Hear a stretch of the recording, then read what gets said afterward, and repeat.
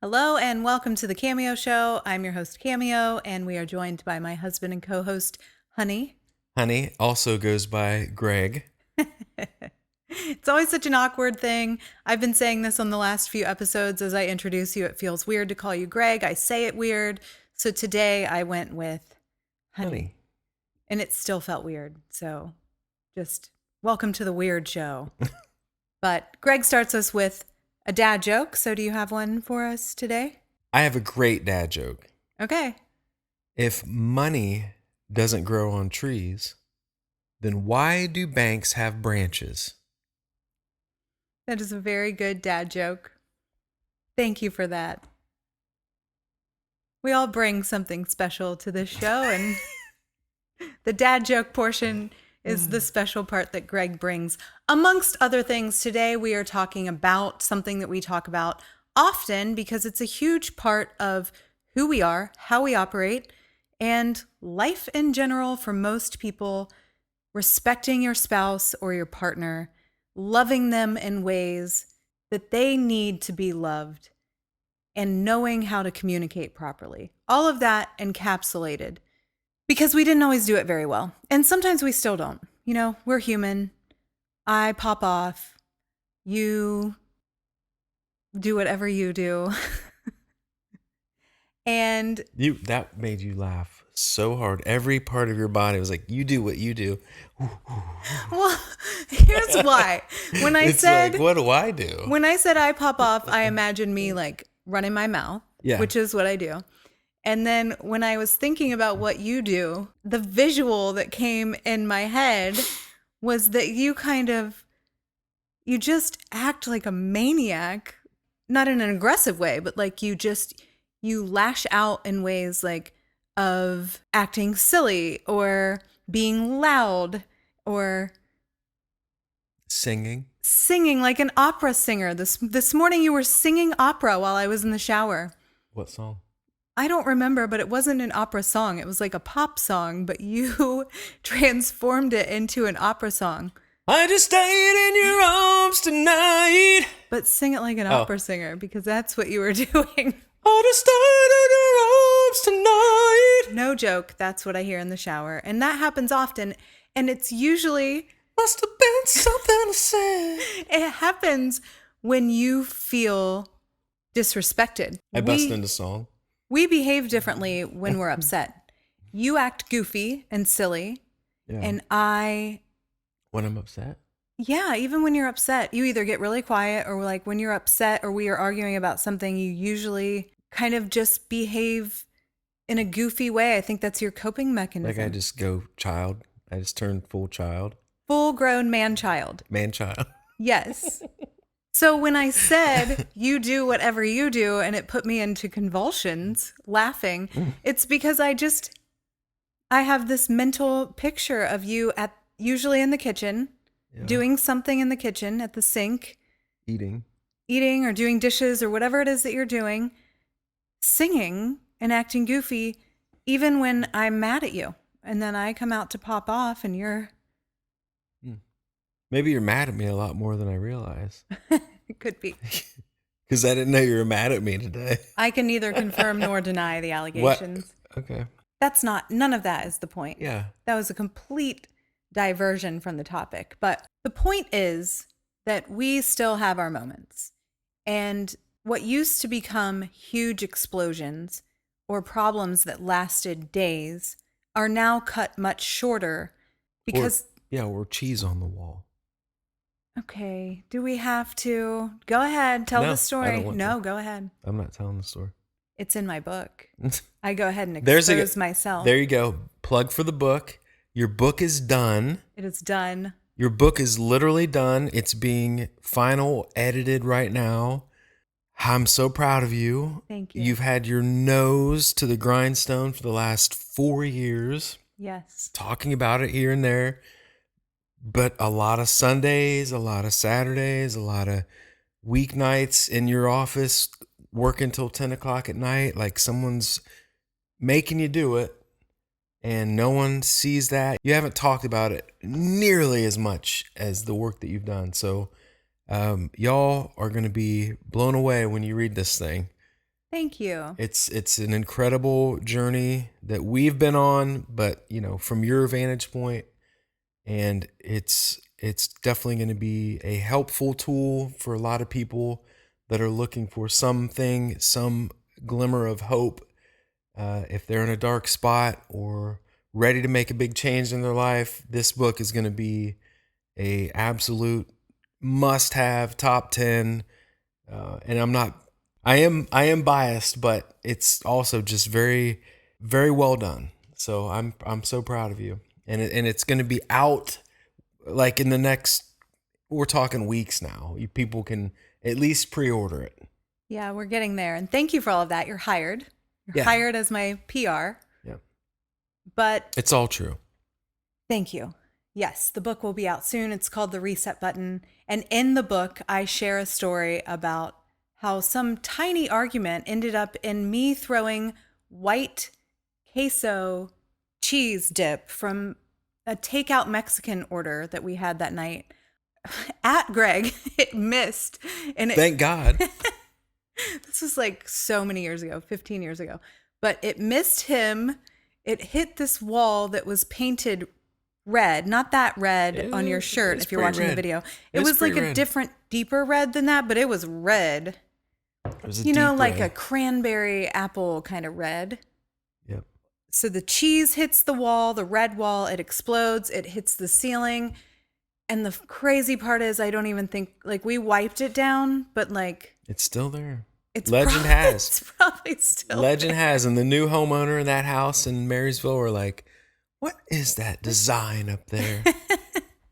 Little do they know. And as I was writing the book and sharing that story, and it kind of illustrates the point, I couldn't even remember what we were arguing about. So that type of explosive behavior was happening over seemingly inconsequential things that in the moment felt like the most important argument to win, apparently, that cheese takes flight, but I don't even know what it was about. I can guess that something so silly, but I felt disrespected and said something that made you just lose your shit. And then here comes the cheese. That's right. And Not who moved my cheese, but here comes the cheese. And it was like, okay, I don't even know what happened next, but we ate our Mexican food with no cheese. Probably That's a for few sure. beers. We probably downed a few That's for sure. Coronas. Yeah. Those moments no longer happen. And maybe it's because you go act goofy and I go off in my own corner and settle down. But we've learned how to communicate in a way that's effective, that rarely brings the four horsemen to the forefront. The four horsemen, we did an episode on that. Criticism. Contempt. Stonewalling. And okay, today there's three horsemen. What is it?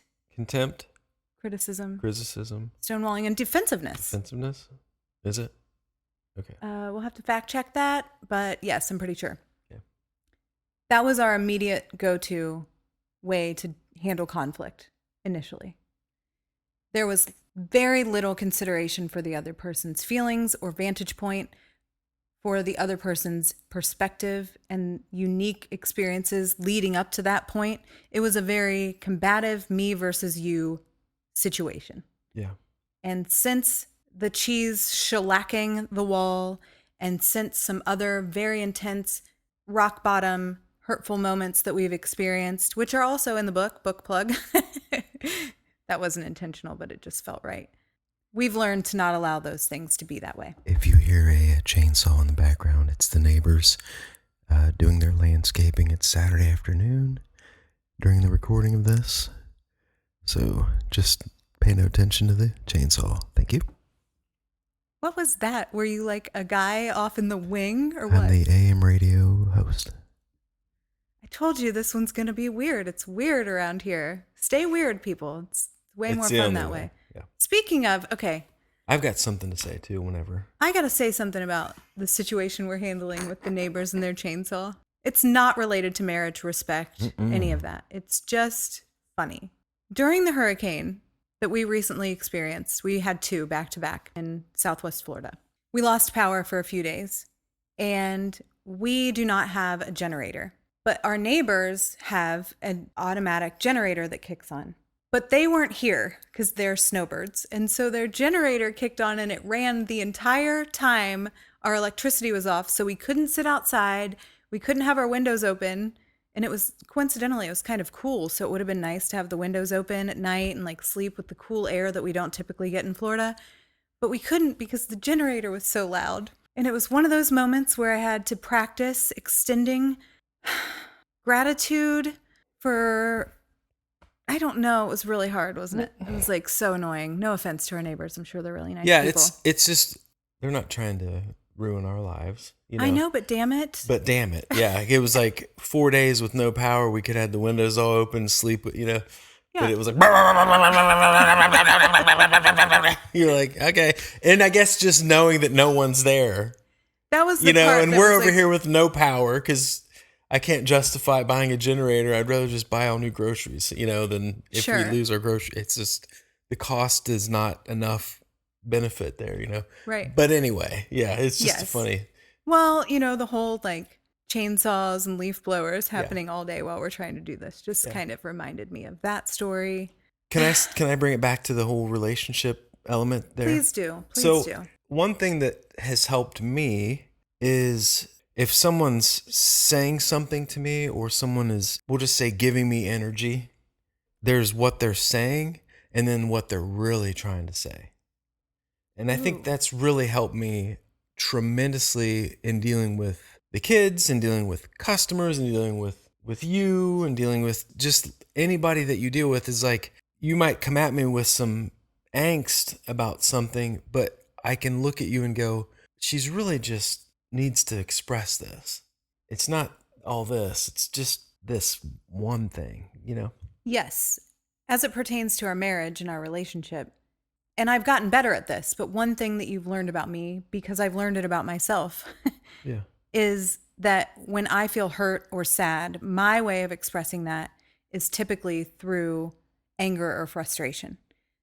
That's a secondary emotion, but it's usually because underneath this hard, gruff candy shell, my softer side is hurting from something. Yeah. And I'm just not or haven't been equipped in the past with the ability to articulate that. Yeah.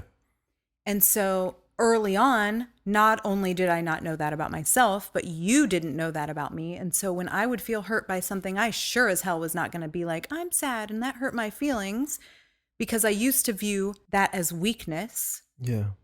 And so I would come at you like a barking dog, popping off, and you'd be like, what the hell is that? This episode should be called Popping Off. Popping off. You've said that 100 times.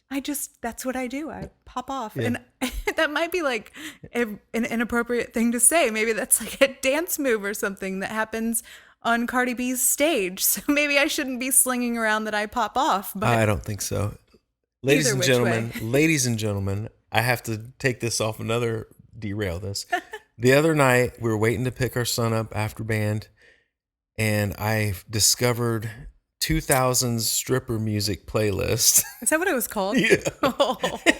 And it was all the good ones, all the bangers. Speaking of popping, that's how you found it. It was that Khalees song or whatever. Yeah. All you ladies, like this. I mean, just all of them. Yes. It was awesome. I mean, and it was like you were possessed.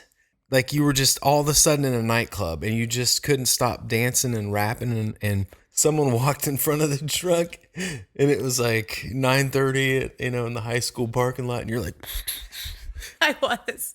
It took you right back to a club. It did. It was a time warp to my more rogue days of my late teen, early 20s. 20s. My more ratchet era. Is that offensive to say that was my ratchet era? But you just can't help it. I know if you were around for early 2000s rap. It was in the club. Yeah. And Lil Jon. Yeah. And Ursher. Yeah. You know what we're talking about. Either way, any which way. I used to express myself through anger. Yeah. That used to cause a ton of problems. On the flip side of things, if we reverse the roles here, you, you're on the line here. Uh-oh. You used to deal with conflict in our relationship in a very contemptuous and defensive way. Mm-hmm. Now, we both sometimes revert to those old behavior patterns. So I'm not trying to say that either of us get it perfect now or that we nail it 100% of the time, because we are human. And I just think it's so important to continue to reiterate that, because I think people see this as like an end result, and it's just an ever evolving thing. You would handle me or conflict in our relationship or in even other relationships with contemptuousness, stonewalling, kind of all the four horsemen. And it would come across as like passive aggressive, name calling, a little bit of like flight, gripping and grasping for anything and everything that you could throw as a bomb, a hurt bomb. Mm-hmm. Then I would just get more hurt. And then instead of saying ouch, I would say growl. It was just a absolute snowball rolling down uncontrolled avalanche mountainside. Yep. Insert money stress, insert having a baby, not knowing how to do all this stuff, insert house duties, insert external influence everything. Through coworkers, friends, parents, siblings, insert, whoever. your history and past trauma, right, equals cheese on the wall. And it's like, this is a journey of self-discovery and what do I contribute to this interaction and growth. Sometimes the best thing to do, and I've said this before, is when it's raining, let it rain. I don't need to go out and try to stop it from raining. If you're pissed off about something, I might think it's about me, because that's how we see the world, is everything has to do with me, but it doesn't. Mm-hmm. Things just happen. And I might be able to look at you now and be like, she's just mad about something else, and I don't need to personalize this and feel like it's about me. Even though you might be saying that I did something wrong, maybe like the deeper thing might be you just don't feel heard, or something else is bothering you. Sometimes time and space is all the medicine that the situation needs, Yes. That's hard to do, though. Like anything, and I swear we use this word, I wish I could trademark it and have a cha-ching every time I say it, but the word awareness. Yeah.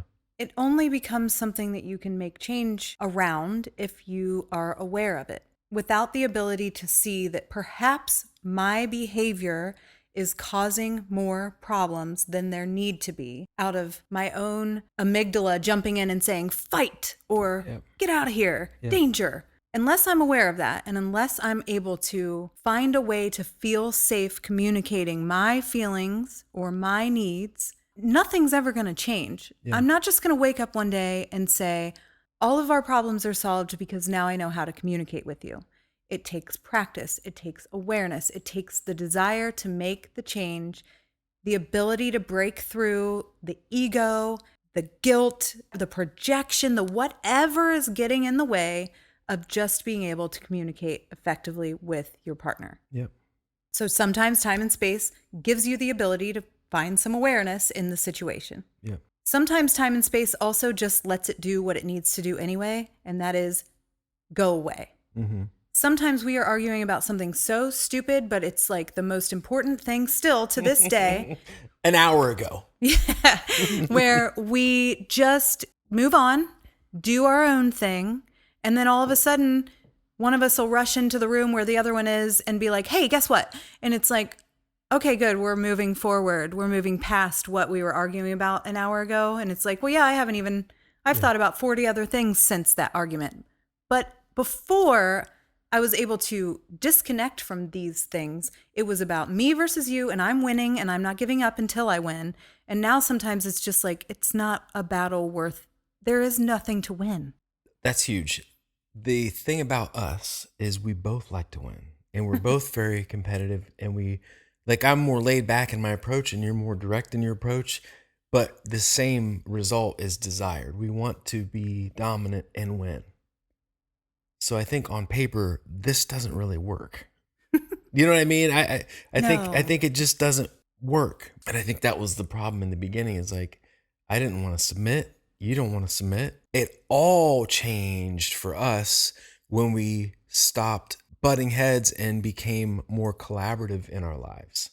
Correct. Instead of trying to compete, we collaborate more. And like for our business, for example, Braun Mortgage Group, mom and dad are overseeing it. And that's why it feels good to work with us, because we're like operating from a collaborative space. Same with music. And that translates into our marriage. Yeah. So those things are an external or an extension of our marriage that make it easy to see that.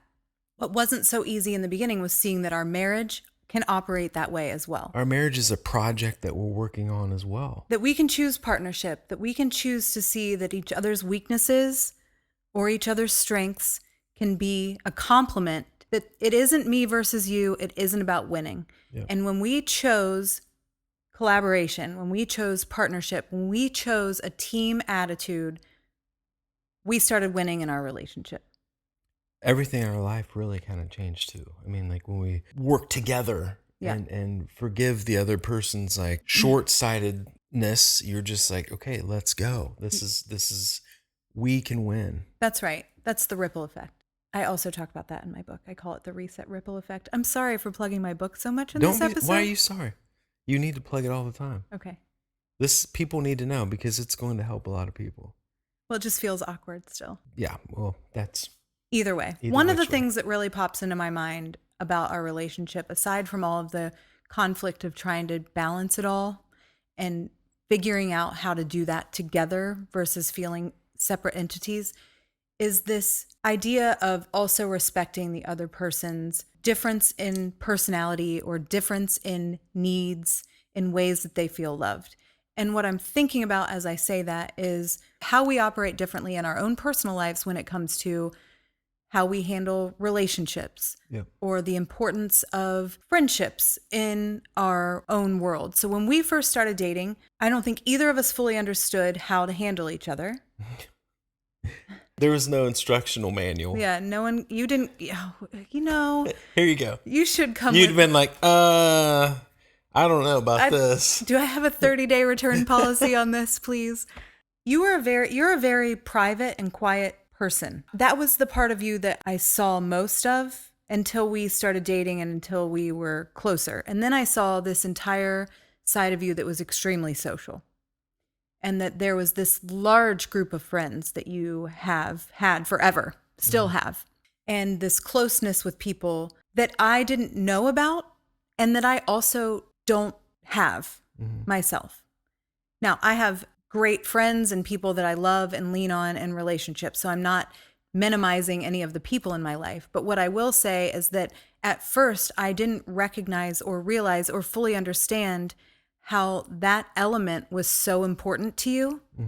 Even just being with people or caring so much about what people think, it was so different than how I operated. I'm a very independent person. I have, not that you're not independent, but I'm an only child. Like I have always been very good with doing things by myself and wanting to do them by myself. And if no one wants to do them with me, fine, I'm going to do them anyway kind of person. Yeah. So we were just very different in that way. Yeah. And not in a way that's disrespectful to our friends or to our relationships, just to be clear, but just very different in how we view the importance of those things in our life. Yeah. And so it was very difficult for me to understand that initially and give you the respect and the space that you needed to continue to nurture those relationships without making it about me and what it meant about my importance in your life and what it meant about how you considered my thoughts and feelings. Yeah. It wasn't about me. It never was. Yeah. It was always about you and how you valued those relationships and the time that you wanted for yourself for those relationships and vice versa. And I don't want to speak for you, so maybe you should chime in here, but I will just speak for you real quick to set this up, that I think it was hard for you to understand that I was so okay on my own. Yeah. And so back in the day when we would say hurtful things, you would say things like, you don't have any friends, or maybe you should try to hang out with these people. And I'm like, why? Yeah. Like, I'm good. Why is that a bad thing? Yeah. Because it was different than how you operate. And do you want to say anything about that, or do you think did I say it properly? You've said it great. And just example of growth is when we got together, you were a child. I was 19. I was 20. So, I turned 21 a few days later. Just very young. We're both very young, very immature, doing the best we could with all that we had. But during that time, I would want to go play video games with my buddies. And it was like the end of the world. Well, it wasn't the end of the world, but what I couldn't understand was why you needed that time. I made it about me and thought, Right, that's well, true. I like playing video games. I always play video games Yeah. back then. So why wouldn't you just invite me? I also hang out with the guys. Yeah. Like, also, that was my experience in high school. Many of my friends were males who played video games, and I was involved in that, or sports. So it was like, why am I not being included all of a sudden? That hurts. So then instead of saying, hey, I don't understand, that hurts my feelings, and you understanding where I was coming from, I would be like a total bitch and make it about me and make you mad and make you feel bad about leaving or guilty about going and doing it, or like you couldn't without me. I think there was like something thrown at me then too, some food. Do I throw things anymore? I don't throw things anymore. I think there was food. Because this is making me sound like a rage monster. Well, and I used to be. You used to be. I mean, let's go here. You definitely used to be. But I used to be. Actually, I went on a rage and bought like 7 books about rage and anger and controlling my... You wanted to change. I wanted to. I just didn't know how. Yeah. I ordered all of those books. I don't think I read one of them. Honestly, that was way back before I felt like I needed to take complete ownership of That's when my it life. started, right? Right. It was a You were maturity looking level. for an outside thing that's like, here's why. Yep. But it all was right here. That's right. But just I only just bring it up because it's funny, and you're right. I would say shitty things like you don't have any friends or whatever hurtful things. At the end of the day, look at it now. I'm gonna go on a guy's trip. I just booked a flight to go on a guy's trip to see Metallica play with all my buddies, And have a few times. and that's important to me. Mm-hmm. It's enriching for my soul to like go have some guy time, and it's been a while, so I'm kind of itching for, Right. you can look at me now and go, gosh, that's normal. He needs to do that. That's good for him. And I fully support it. Let me help you. What can I do to help? And the same for you. I don't get on you for not wanting to. That's part of the process here of growth. Is it hasn't always been this way. No. And it's nice to sometimes be able to look at it and be like, well, gosh, look how far we've come in this just one little area. But it makes me a lot more happy and a lot more loved, and feel like I'm respected more as, a man that has the space that I need, and when we first started out and I didn't get that, I felt that's going in the negative bucket, Yeah. So the next time we have an argument and I'm mad and the gloves come off, you're going to hear all about this. Yes. I'm going to just let you have it, Right. That definitely was taking place. And what's changed from then to now is that I will gladly book the flight for you. I will gladly help you figure out that it makes sense in our schedule, or how it can make sense in our schedule, because I respect that just because it isn't a priority for me, or that it isn't something that has been the way I operate, it doesn't mean that that's not how you operate, or that is a priority for you. Yep. And that it has nothing to do with me. Are you looking at my hand? If you're watching the Everyone video, look. he's looking at my hand. I get teased a lot when I hold my hands in weird positions. I don't know why I do it. Now you're all going to watch the video and make fun of my hands. A lot of tuck them times in. it's this Stop. when you're stirring something. I know. I got made fun of at jujitsu because I just stand and my hands just kind of normal. land. Be normal. And he said, be normal.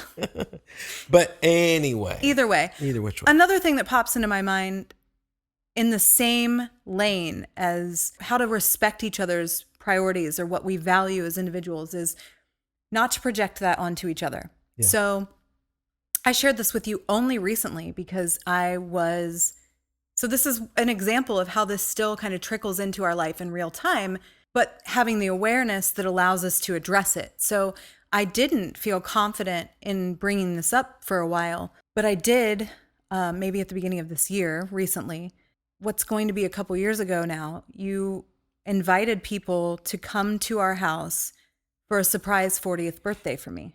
And out of one, it being something that you value, having, friends, I did the same for you for your 40th birthday, having people around, having friends, the relationship, reconnecting with them. You viewed that as something that like I would want for my 40th birthday. You even went as far as to kind of like secretively ask me if you were putting together like a girls' weekend, who would you want there? Mm-hmm. I didn't know your intention was to invite these people. So I kind of was grabbing people from different eras of my life, people that I thought would connect at this time in like a really cool way, without the thought that it would actually ever happen. Yeah. So this is all taking place. And then all of a sudden it's my 40th birthday and we have a band concert for our son and we go to dinner and we come back to our house and my mom is here and she's set up balloons and all these things. And out walks my childhood friend, one of my best friends ever, Monica. She's here from Ohio. And then here comes my cousin Cutter, who is very important to me. And those two people, that surprise was so meaningful to me and I was emotional and it was so great. And then later we were talking about like, who else did you invite? People couldn't make it, or you had mentioned like Lindsay really wanted to come, my sister-in-law, but she couldn't make it work or whatever. Oh, and Ashley, she called and she had just broken her ankle and couldn't make it. Another childhood friend, another person that I had put on that list unknowingly. And then I found out that you invited some of those people that were on that list.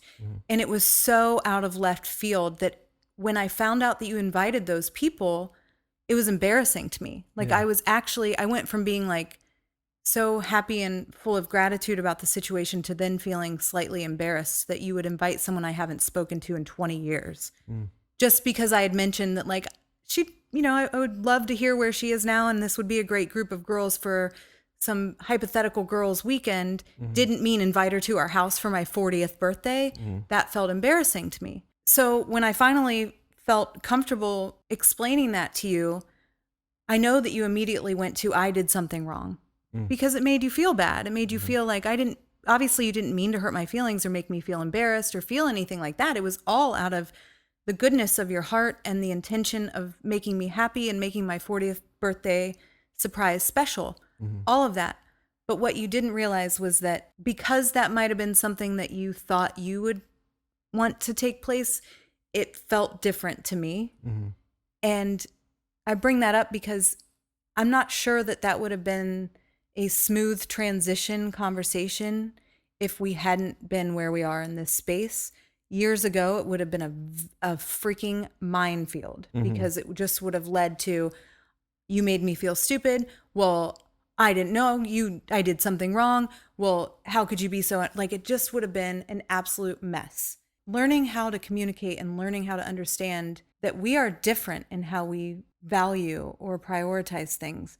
And that's okay. Yeah. Just because we're married, just because we do a lot of things together, extracurricular, professional, all of the things, does not mean that we are the same person, even though sometimes I think we are becoming one person. It's getting weird, but we are not. And we do still think and feel different things.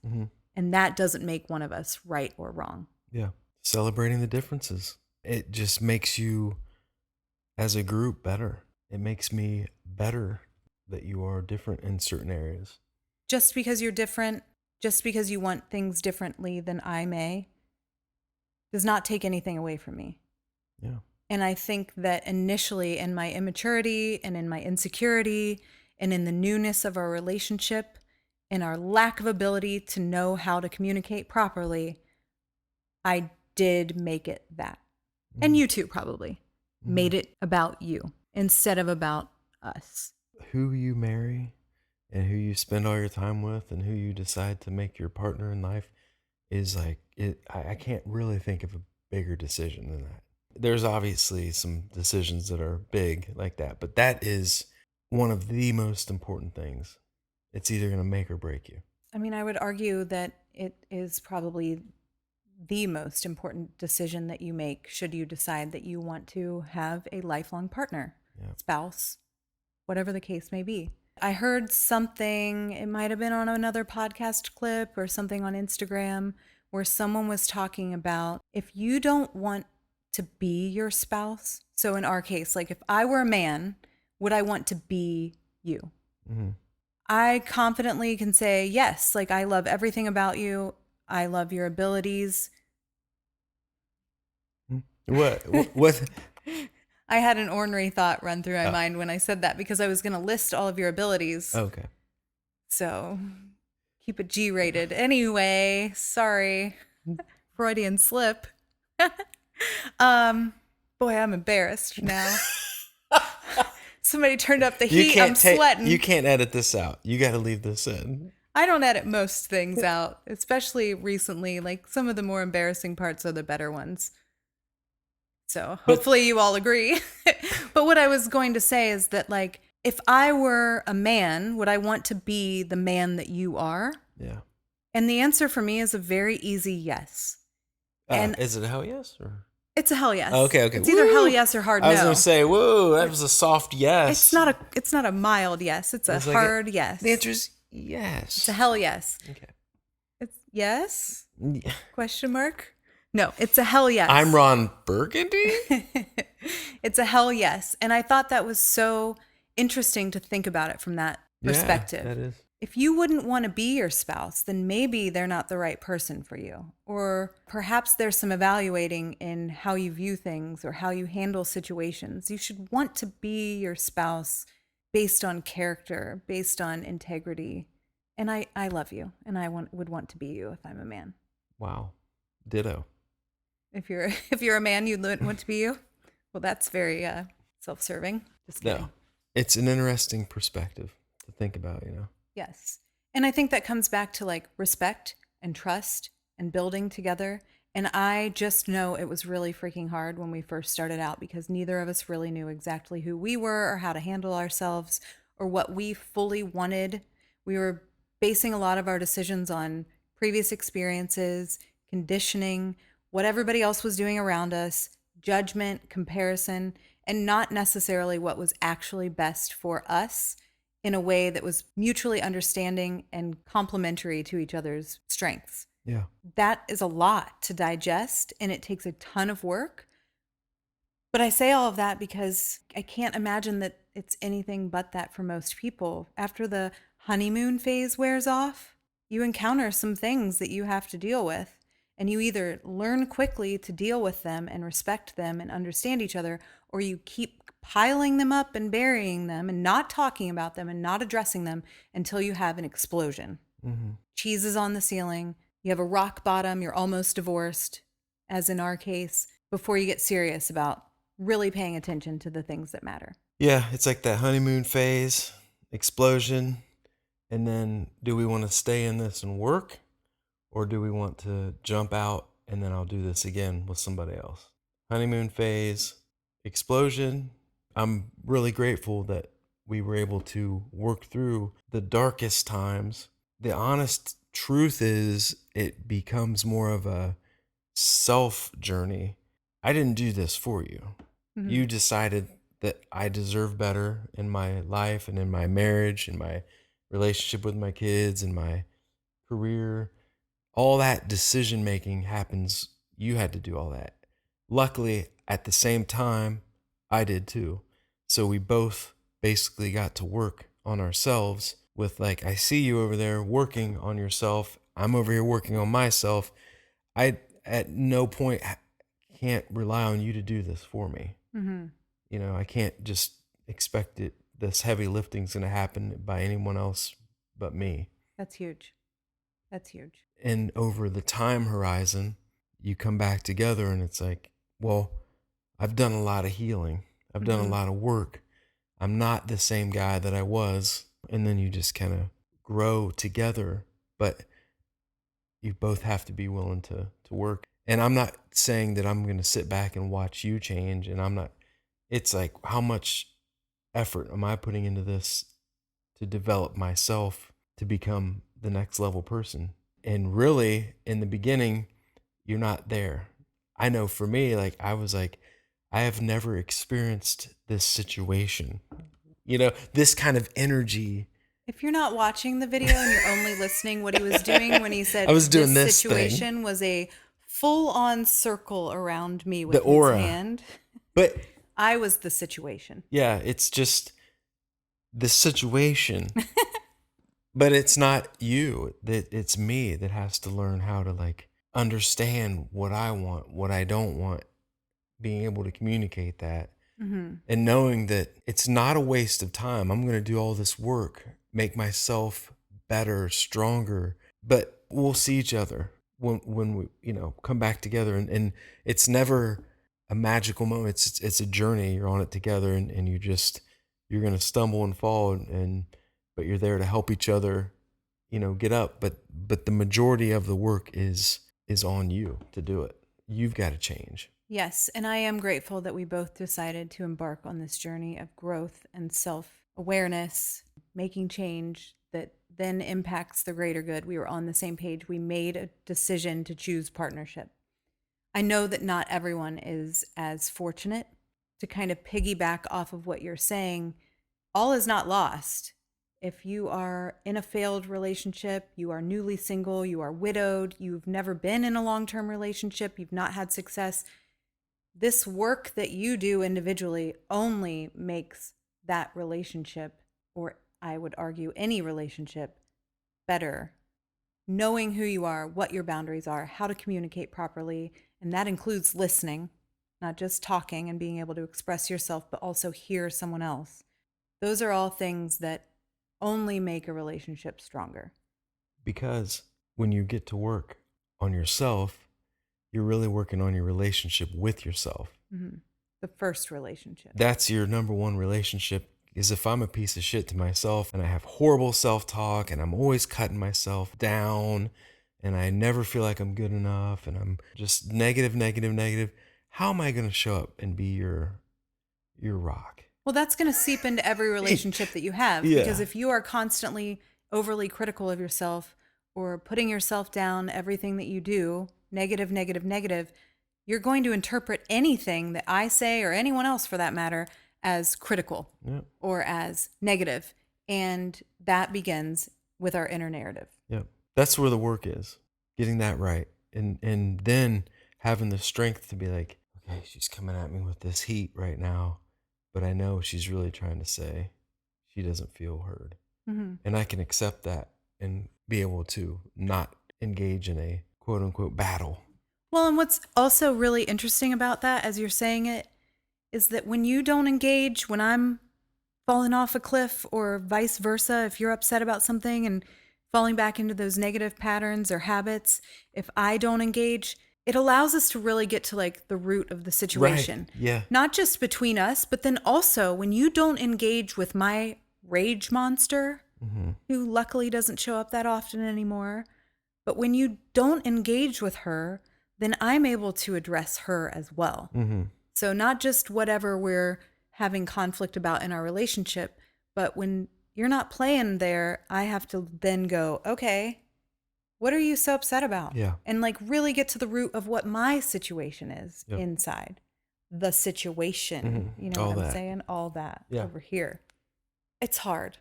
I love you, and we have an amazing life, and we've built an amazing life, but we have been through the freaking trenches. And I can honestly say, without the awareness and the work and learning to respect each other and love each other in ways that we need to be loved, we wouldn't be where we are. And so whenever I talk to a friend who's going through anything in their relationship or struggling to find a long-term relationship, should they want one, it always begins with that. The advice that I would give myself back when I was 20 and insecure and immature and didn't really have the knowledge or the know-how that I do now. It's what I talk about in that section in my book, is really getting down to like the base level of what our real innate needs are in a relationship and knowing how to honor and respect those for ourselves and for the other person. Yep. So we speak very passionately about this.